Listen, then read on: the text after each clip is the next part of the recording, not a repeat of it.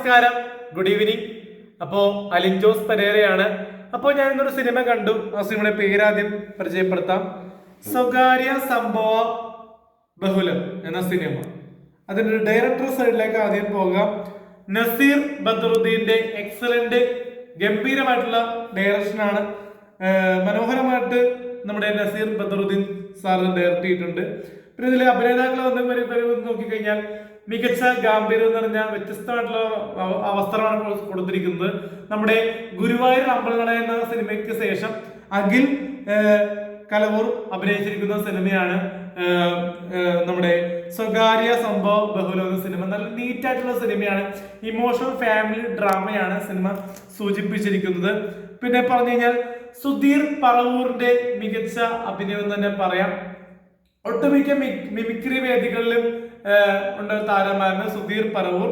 അദ്ദേഹത്തിന്റെ അടുത്ത ചിത്രം പഞ്ചായത്ത് ചെട്ടിയാണ്. അപ്പോൾ പഞ്ചായത്ത് ചെട്ടിക്ക് മുമ്പ് ഉള്ള സിനിമയാണ് സ്വകാര്യ സംഭവ ബഹുലം എന്ന സിനിമ. സുധീർ പറവൂർ ഒരു ബ്രോക്കറുടെ ഒരു സ്ഥലത്തിന്റെ ബ്രോക്കറായിട്ടുള്ള വേഷം നല്ല ഗംഭീരമായിട്ട് ചെയ്തിട്ടുണ്ട്. പിന്നെ ഷെല്ലി എന്ന ആക്ട്രസ്, നമ്മുടെ കുങ്കുമപ്പൂ എന്നൊക്കെ സീരിയലിൽ നിന്നൊക്കെ വന്ന ആക്ട്രസ് ഇന്നാള് ഒരു പടം ചെയ്തിരുന്നു. അപ്പോ ഒരുപാട് പടങ്ങൾ ചെയ്ത സാഹചര്യത്തിൽ നോക്കിയാൽ തമിഴും പല പല ഭാഷകളിൽ അഭിനയിച്ചിരിക്കുകയാണ് ഷെലി എൻ കുമാർ. നല്ല രീതിയിൽ തന്നെ അഭിനയിച്ചിട്ട് ഒരു നേഴ്സിന്റെ ക്യാരക്ടർ മികച്ച രീതിയിൽ തന്നെ അത് കറക്റ്റ് ആയിട്ട് തന്നെ വരുന്നുണ്ട്. കുറച്ചു നേരം വരുന്നുണ്ടെങ്കിൽ നല്ല രീതിയിൽ കൊണ്ടുപോകുന്നുണ്ട്. പിന്നെ ഇതില് നായകനായിട്ട് അഭിനയിക്കുന്നത് ത്രൂ ഔട്ടായിട്ട് ജിയോ ബേബിയാണ് അഭിനയിക്കുന്നത്. ജിയോ ബേബിയും ഒരു മകളുടെയും അമ്മമ്മയുടെയും ജീവിതത്തിലൂടെയാണ് കഥ പറഞ്ഞു പോകുന്നത്. ഒരു ജീവിതഗന്ധിയായ ഒരു ഇമോഷണൽ ഒരു സ്കൂൾ ഡ്രാമ എന്ന് തന്നെ പറയും. ഇപ്പൊ സ്കൂൾ തുറന്നിരിക്കുകയാണ്. അപ്പോൾ സ്കൂളിലെ പശ്ചാത്തലവും കാണിക്കുന്നുണ്ട്. ഇന്നത്തെ നാട്ടിൽ നടക്കുന്ന സംഭവ വികാസങ്ങളാണ്, ചില ഇടങ്ങളിൽ മാത്രം നടക്കുന്ന സംഭവ വികാസങ്ങളാണ് സിനിമ പറഞ്ഞു വെക്കുന്നത്. അനു ആന്റണിയാണ് നമ്മുടെ ജിയോ ബേബിയുടെ മകളായിട്ട് അഭിനയിക്കുന്നത്. മികച്ചതായിട്ട് അഭിനയിച്ചിട്ടുണ്ട് അനു ആന്റണി. പിന്നെ നമ്മുടെ പത്മിനിക്കും കണ്ണൂർ സ്കോഡിനും ശേഷം നമ്മുടെ സജിൻ ചെറുകിയിൽ നല്ല രീതിയിൽ തന്നെ മരുമകൻ ക്യാരക്ടറായിട്ട് ചെയ്തിട്ടുണ്ട്. ജിയോ ബേബിയുടെ മരുമകനായിട്ട് സജിൻ ചെറിയിലാണ് അഭിനയിച്ചിരിക്കുന്നത്. പിന്നെ RJ അഞ്ജലി ഗംഭീരമായിട്ടും നല്ല രീതിയിൽ അഭിനയിച്ച് ഫലിപ്പിച്ചിട്ടുണ്ട്. RJ അഞ്ജലിയുടെ മികച്ച അതിസാഹസികമായിട്ടുള്ള ഒരു ജീവിതഗന്ധിയായിട്ടുള്ള ഒരു മകൾ, ഭാര്യ എന്ന കുട്ടിയുടെ അമ്മ എന്ന ക്യാരക്ടറൊക്കെ നല്ല രീതിയിൽ തന്നെ അഭിനയിച്ച് നമ്മുടെ ഫലിപ്പിച്ചിട്ടുണ്ട്. RJ അഞ്ജലി അതിമനോഹരമായിട്ടും നീറ്റായിട്ടും അഭിനയിച്ചിട്ടുണ്ട്. ആദ്യത്തെ സിനിമയായിരുന്നു. പണ്ട് ചാനൽ RJ ആയിരുന്നു FM റേഡിയോയുടെ.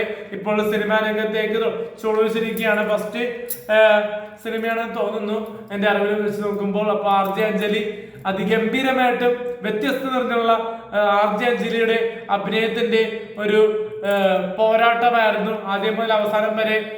RJ അഞ്ജലിയുടെ അഭിനയ മികവാണ് മൊത്തത്തിൽ ഒരു ഫുൾ ടൈം ഓണായി നിന്നിരിക്കുന്നത്. RJ അഞ്ജലിയുടെ മികച്ച അഭിനയം തന്നെയാണ്. പിന്നെ എടുത്തു പറയേണ്ടത് ഒരുപാട് ആർട്ടിസ്റ്റുകളുണ്ട്. അഖിൽ കലവൂറിന്റെ വ്യത്യസ്തമായിട്ടുള്ള ഒരു കള്ളൻ വേഷം അത് ഗംഭീരമായിട്ട് അഭിനയിച്ചിട്ടുണ്ട്. സുധീർ പറവൂറിന്റെ സ്ഥലത്തിന്റെ ബ്രോക്കർ ആയിട്ടുള്ള കഥാപാത്രം മികച്ചായിട്ട് ഒരു ഫാമിലി ഇമോഷണൽ ത്രില്ലർ ഡ്രാമയാണ്. സ്ലോ ബോയ്സിലാണ് കഥ പറഞ്ഞു പോകുന്നത്.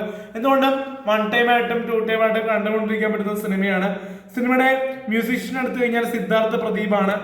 ലിറിക്സ് എഴുതിയിരിക്കുന്നത് മിസ്റ്റർ അൻവർ അലിയാണ്.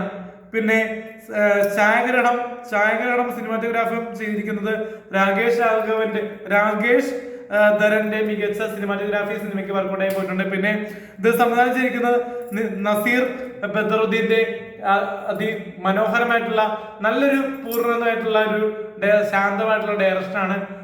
ഒട്ടുമിക്ക മലയാളിയും തീർച്ചയായിട്ടും ഇന്നത്തെ തലമുറ തീർച്ചയായിട്ടും കാണേണ്ട ഒരു ചെറിയ മലയാള ചിത്രമാണ്. RJ അഞ്ജലി ഗംഭീരമായിട്ടും സാഹസികമായിട്ടും അഭിനയിച്ചിട്ടുണ്ട് RJ അഞ്ജലി.